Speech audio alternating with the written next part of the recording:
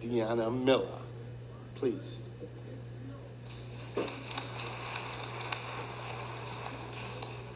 Good morning. I'm used to having to lower microphones. So good morning, First Baptist. Thank you so much for welcoming me this morning. Thank you to Victor. My name is DeAnna Miller, and I've been a resident of James Island for about 21 years. I was baptized Methodist. I learned my first Sunday school lessons from Lutherans. I was married by Catholics, and I'll retire possibly with James Island Presbyterian. However, this may have changed my mind. But today I celebrate with my Baptist neighbors, and every step of that journey has showed me this, that faith is bigger than one denomination, and respecting how each of us worships makes us stronger as a community. So how did I get here, and why am I standing here in front of you? Because faith carried me. My dad left me and my mom when I was 2, and when I say he left.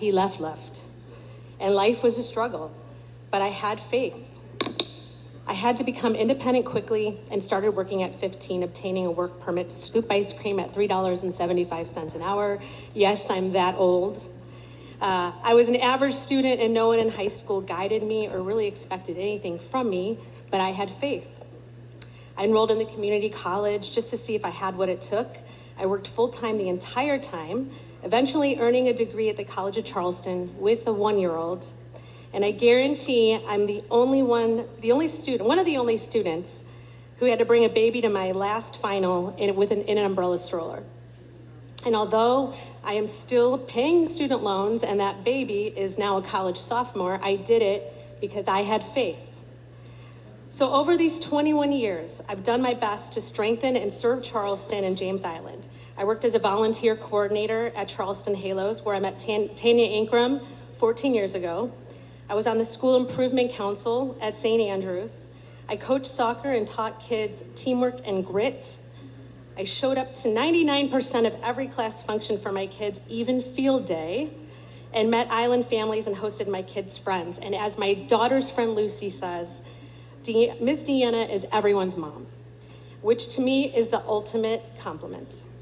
I'm serving an extra 3rd year on the James Island Disciplinary Committee with Mrs. Victoria Manigault and Mr. Keith Bright, and started my journey there with Mr. Ronald Ladson, who isn't here today, unfortunately. And I know they will all tell you that with every child, I try to give them something I had to cling to myself, faith that better days are ahead. And yes, I have business experience. I run a small business, and you can read all about that on my website. Because I know this, that titles don't change lives. People who show up do. I don't have a camera roll of staged photos. I have sleeves rolled up, and my heart is committed to this island. So why am I running? Developers are circling James Island. Beefield, Grimble Extension, Donnie Lane, Folly Road.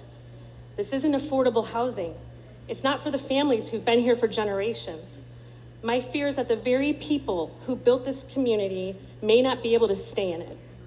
That's why we need leadership that puts people first, our children, our history, and our future. I want James Island to be known for stories, not for our shrimp and grits, although they're pretty good. And don't get me started on flooding. It's a mission for me to get it under control so the next big storm doesn't unhouse our residents. So in this city council race, you have choices. I'm not someone who talks about service. I've lived it. I'm not asking for blind trust. I'm asking you to look at the life I've lived among you, the service I've given to this island, and the faith I've carried every step of the way. And that's why I ask for your vote this fall.